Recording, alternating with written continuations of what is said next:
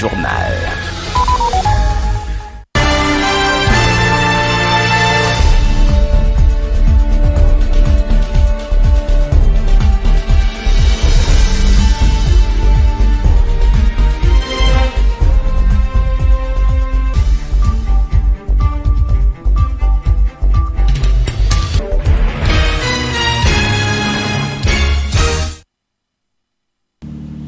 Bienvenue à ce journal, mesdames et messieurs, que nous ouvrons tout de suite.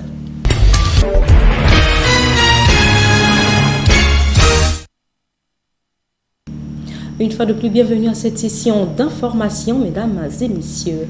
On légifère, mais les textes d'application ne sont pas pris. Et lorsqu'il y a des textes d'application, le courage de les appliquer est aux abonnés absents. Dixit le président de la République lors de son discours d'investiture de 2016.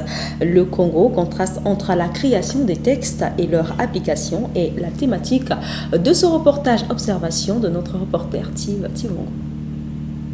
Le contraste est une opposition de choses contraires.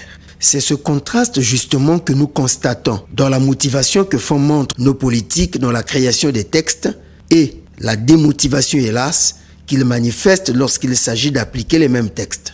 On ne crée pas ou on ne ratifie pas les textes pour se faire plaisir ou pour faire plaisir à quelqu'un, à un organisme ou à une nation, telle qu'elle soit. Mais l'on crée des textes ou l'on ratifie les textes en fonction des besoins vitaux propres à contribuer au développement harmonieux de la République. Alors, compris que c'est pour le développement tous azimuts de la mère patrie, ne pas appliquer ces différents textes, c'est bloquer la vie nationale, de façon générale, les institutions, administrations publiques et collectivités locales de façon particulière. C'est compromettre la vie des générations futures. Et plus grave, ce contraste est comme entretenu par nos différentes autorités et cela de tout temps. Le texte étant la teneur exacte d'un acte ou d'une loi, une fois appliqué dans le fonctionnement d'un État, met à nu par sa teneur tous les actes contre loi posés par les citoyens tels qu'ils soient. Voilà une des raisons qui font que les décideurs laissent prospérer l'anarchie et l'esprit république bananière dans la société. Dire qu'il existe même des textes dans notre pays qui sont devenus caducs, mais s'il vous plaît caducs.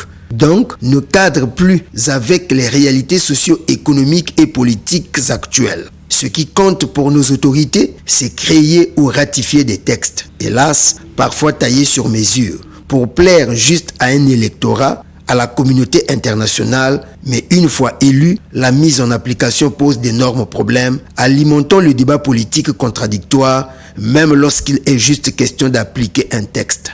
L'opposition trouvera en cela l'occasion d'exister, le pouvoir, lui, trouvera en cela l'occasion de démagogiser. Et c'est toujours la République qui en pâtit.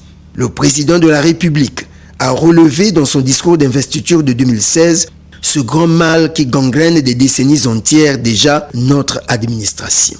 Et pourtant, jusqu'ici, cette pathologie administrative n'a pas encore trouvé une thérapie d'attaque avec impact pour que vive la santé administrative et législative au grand bonheur de la République. Hélas, c'est ce qui finit par faire dire que le mal est plus profond qu'on ne le pense. Car même le président de la République, lui qui seul répondra devant le peuple qu'il avait mandaté, avait signifié dans ce même discours qu'il lui faut le courage pour faire appliquer les textes, sinon pour sanctionner les contrevenants. Espérons somme toute que le président de la République veille personnellement, comme promis, avant la fin de son mandat, d'accomplir ce vœu qu'il avait fait aux Congolais, celui de manifester finalement le courage d'imprimer la culture de l'application des nombreux textes créés ou ratifiés que regorge la République, pour que vive, par exemple, l'effectivité des textes relatifs à la décentralisation et au transfert des compétences aux collectivités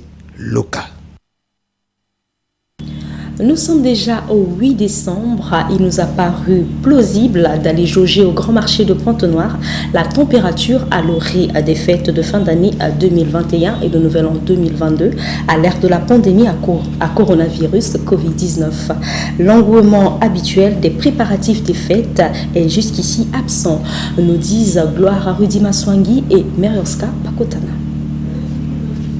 Depuis la nuit des temps, Nous nous sommes accoutumés à une atmosphère particulière à l'orée des fêtes de fin et de nouvel an. Seulement, on s'est traversé de l'ère Covid-19 et sa batterie des mesures barrières, couplées à la crise économique et financière. Les préparatifs des fêtes, comme c'est le cas présentement, où la température est très morose, comme vous le constatez. Nous sommes au grand marché de Pointe-Noire. Les jouets qui annonçaient les couleurs de nos marchés font réfléchir les commerçants qui semblent observer aussi la température pour ne pas tourner à perte.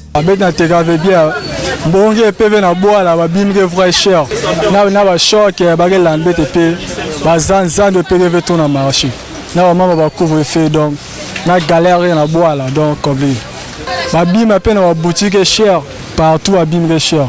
Malgré l'état à boire là, on a monté là. Qui nous a vrai cher. Mais pas jouer que cher. Moi gagné vraiment va tout bien. Quand la Simba avec quoi on a répondu. Donc rien ne marche. Ah t'es loco zo Simba. Ah et loco zo Simba t'es. Bah client te ressemble à la biso biloko mettre au côté cher, te robimal banda cher. Donc zo Simba t'es ah peut-être yoka to sunganaka. Peut-être to se sauvaka na ba fin d'année pour te teka na ba fête beau. Si ko to yoki ke fête et ko salate. Donc compliqué. Et zo Simba t'es. Les parents disent que ce n'est pas facile. Tout se passe comme si la crise sanitaire et la crise économique ont non seulement raréfié l'argent, mais ont tout aussi augmenté les prix de presque tout sur le marché. Non, pour les fêtes, ça va très bien, ça va. Il y a la circulation, il y a les jouets surtout. Par rapport à l'année passée, il n'y en a pas trop parce que c'est la situation du pays, c'est comme ça. Donc du coup, on s'adapte. Mais sinon, ça va. Moi, je suis venue avec un budget donné. Donc du coup, pour moi, ça a été. Ça a été. Quand j'ai fait les achats pour la petite, ça a été. Mais je ne sais pas par rapport à d'autres personnes, c'est par rapport à le budget que toi tu as. Donc du coup, c'est ça. Reste à voir parce qu'on n'a pas besoin qu'on confine en tout cas. Parce que c'est pas bien qu'on nous confine maintenant. Les fêtes de fin d'année 2021 et de nouvel an 2022, sous l'ère de la pandémie à coronavirus Covid-19, laissent perplexe tout le monde. Poursuivons ce journal-là, c'est vrai que toutes les artères principales ou pas de la ville de l'Or-Noir sont en continuelle dégradation. Mais ici, nous avons voulu attirer l'attention des autorités compétentes relatives à quelques crevasses qui sont en train de mettre à mal les usagers de la route à hauteur du rond-point de Luandili. Un reportage constat de Tiva Tivungo. Ces crevasses qui ne font que se multiplier et prendre de l'ampleur, mettant à mal les usagers de la route, comme vous le constatez, avaient commencé par des simples nids de poules, au su et au vu des autorités compétentes. Malheureusement, le manque de suivi et d'entretien régulier de nos infrastructures routières de la ville capitale économique a pour résultat ce théâtre où chaque conducteur doit se débrouiller à savoir où placer le pneu pour éviter de fortes secousses propres à faire mal aux passagers, mais aussi et surtout à endommager leur suspension.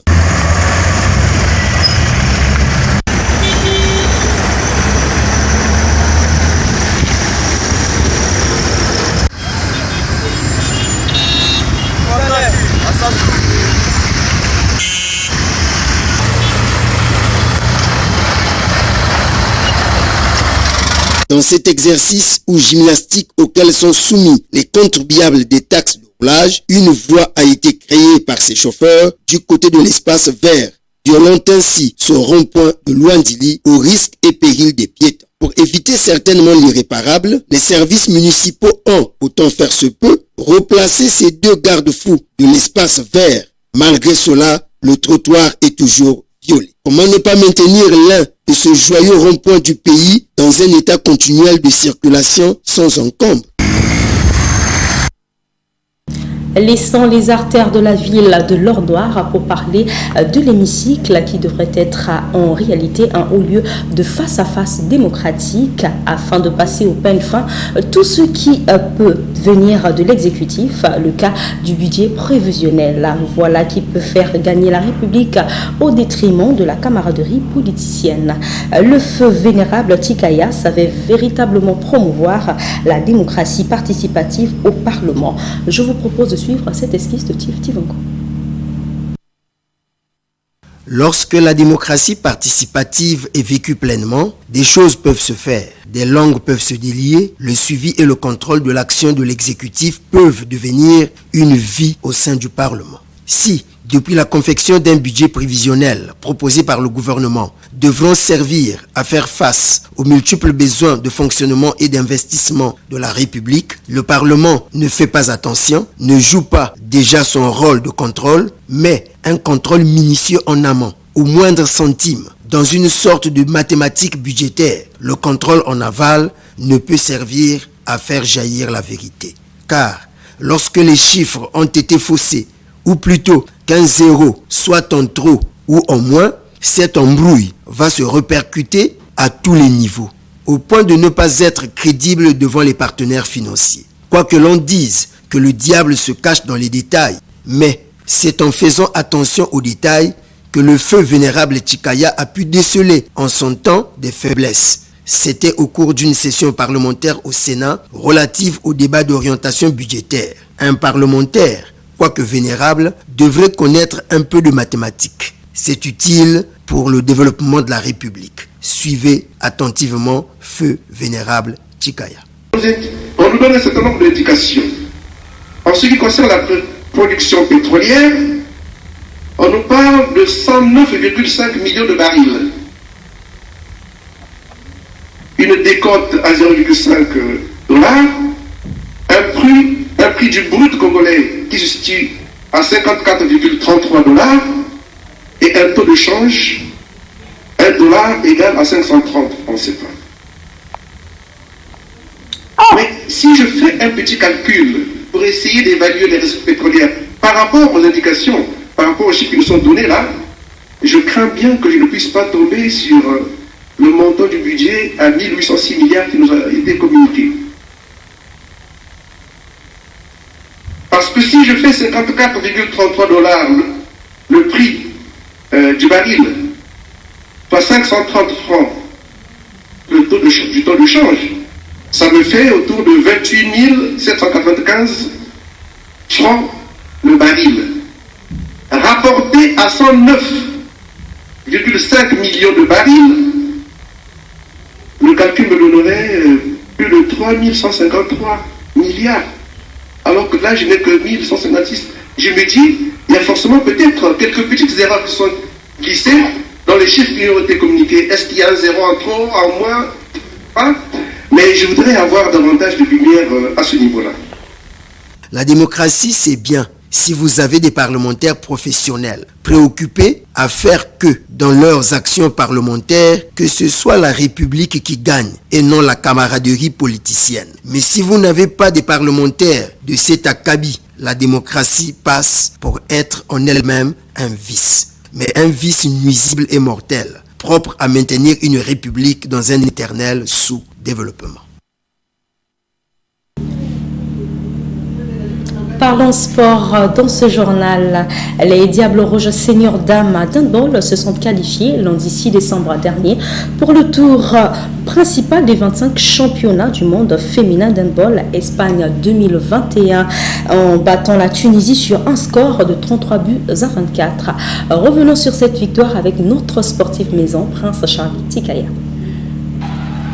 Alors qu'elles effectuaient leur entrée en liste de cette compétition le jeudi 2 décembre face à la meilleure équipe d'Asie, la Corée du Sud, logée dans la poule F avec la Tunisie et le Danemark, les handballeuses congolaises se sont inclinées sur un lourd score de 37 buts d'écart à 23. Une première sortie des Diables Rouges manquée. Elles se devaient de rehausser leur niveau de jeu lors de leur deuxième rencontre face aux Danoises, chose qui n'a pas été faite car elles se sont une fois de plus inclinées sur un score de 33 buts à 18. Et pour leur dernière rencontre de poule, les Diables Rouges avaient pour adversaire la Tunisie, une équipe connue des protégés de Younes Tatbi, puisque lors de leur dernière confrontation au championnat d'Afrique de la discipline, les Tunisiennes s'étaient imposées sur un score de 22 buts à 17, validant ainsi leur troisième place lors de ces championnats. Cette fois-ci, les Diables Rouges ont pris leur revanche en s'imposant sur un score lourd de 33 buts à 24, validant ainsi leur ticket pour le tour principal. Une première victoire des Diables Rouges historique, mais aussi une première qualification au tour principal d'une Coupe du Monde. Diane Yimbiga, joueuse du match, et ses coéquipières ont promis de créer la sensation lors de ces 25e championnats du monde. Il reste juste à leur souhaiter bonne chance.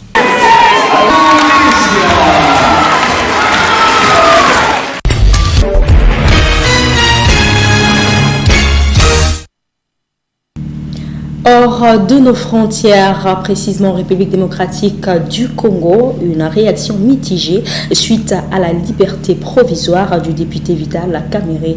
D'aucuns dénoncent une décision politique, mais en revanche, une explosion de joie dans son fief de Bukavu. TV5 Monde, s'il vous plaît, pour plus de détails. Devant le QG de l'UNC, les militants chantent à la gloire du président du parti. Celui qu'ils surnomment le pacificateur Vital Kamerhe vient de sortir provisoirement de prison. Nous voulons que sa liberté soit totale, son acquittement, c'est ce que nous voulons. Parce qu'il est innocent, il n'a pas volé et on n'a pas prouvé. Allié et directeur de cabinet du président Tshisekedi, longtemps intouchable de la vie politique congolaise, Vital Kamerhe a été reconnu coupable du détournement de près de 50 millions de dollars destinés à la construction de logements sociaux. Condamné à 20 ans, puis 13 ans de prison en appel, il avait plusieurs fois sollicité la liberté provisoire. La demande a finalement été accordée lundi par la Cour de cassation en raison de son état de santé et contre une caution de 500 000 dollars. Une décision arbitraire, selon l'Association congolaise pour l'accès à la justice.